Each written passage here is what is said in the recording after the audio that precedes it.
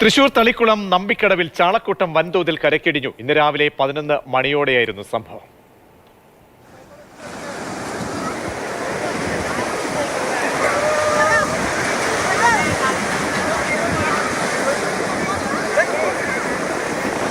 ലിഷോയ് ചേരുന്നുണ്ട്. ലിഷോയ്, കരയിലേക്ക് ചാളച്ചാകര ആളുകൾക്ക് അത്ഭുതമായിരുന്നോ? അതായത് ഇത് ഇപ്പോൾ ഈ ഭാഗത്ത് തന്നെ കുറച്ച് നാളുകളുടെ ഒരു ഇടവേളയിൽ രണ്ടാം തവണയാണ് ഈ ചാളക്കൂട്ടം കരക്കടിയുന്നത്.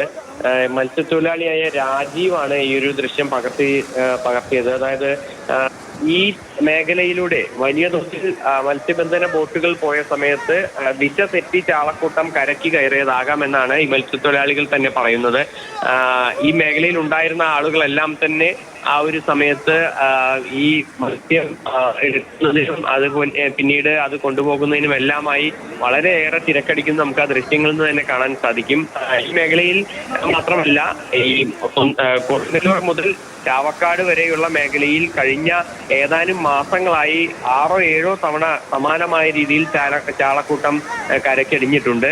ഇതിപ്പോൾ തളിക്കുളം നമ്പിക്കടവിൽ രണ്ടാം തവണയാണ് ഇത്തരം ഒരു പ്രതിഭാസം ഉണ്ടാകുന്നത്. തൃശ്ശൂരിലെ നമ്പിക്കടവിലാണ് ചാളക്കൂട്ടം കരയിലേക്ക് ദിശ തെറ്റി എത്തിയത്.